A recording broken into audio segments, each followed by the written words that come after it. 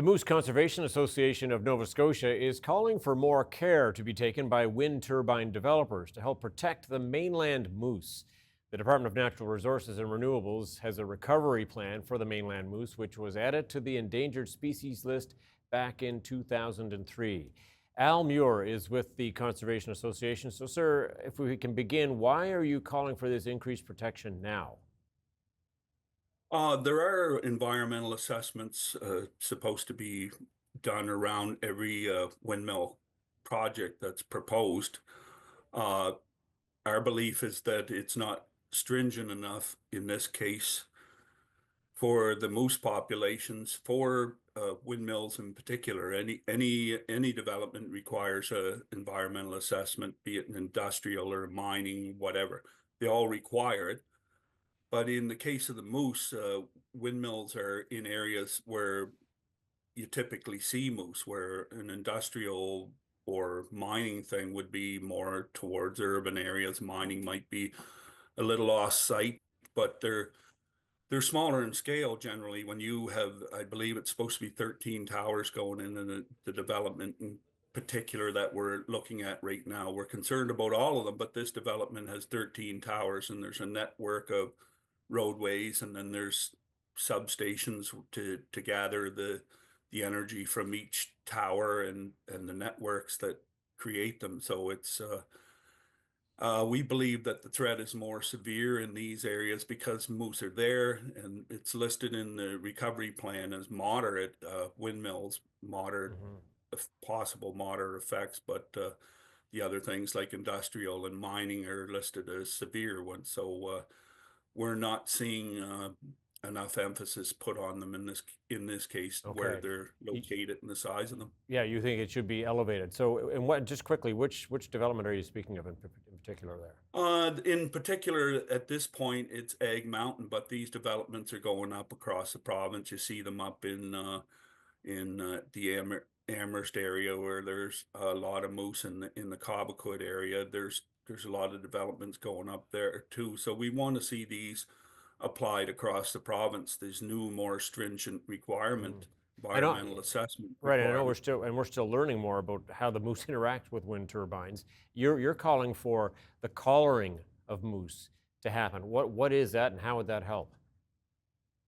Essentially now when they do the environmental assessments, they're doing exactly what we do is putting out some trail cameras in various locations, trying to identify particular moose by obviously the males are easier to tell because of their antlers and the smaller size of the calves are so, but in some cases where you might have several cows moving through an area, and it might be difficult to distinguish one from the other on a trail camera.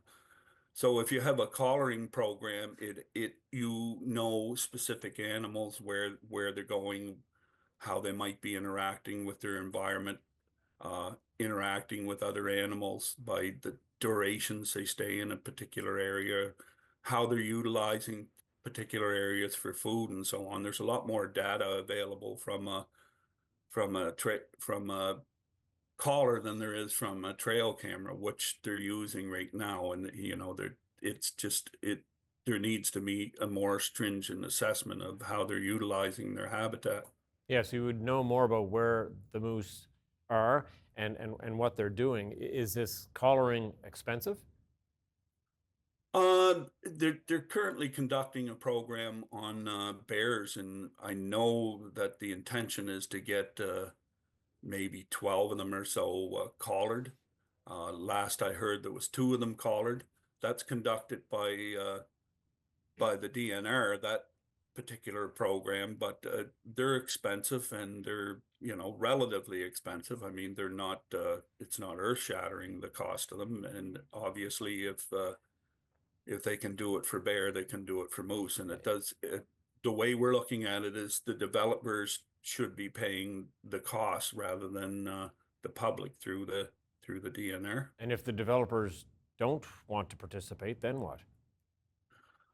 Well, I think it's a requirement falls on the government to legislate it because they're required themselves by the recovery plan to ensure that the population remains stable, and in fact, it calls for an increase in them. So I think the government has to.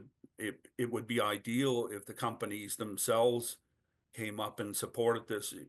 The way we look at it, the indigenous communities are investing in these windmills now and at an accelerated rate, and I'm sure that they're concerned about what's happening to the moose there. They may assume that the current environmental assessments are sufficient, but I'm sure when they look at it, they'll see, like we have, that this data is insufficient that they're getting from, again, like I said, trail cams and so on. So this it's a government issue then, and like I said, they're legislated to do something about it, and we're hoping that they'll step in and adopt this new approach, this more rigid standard with the collars. We'll have to leave it there. Muir, thank you so much for your time today.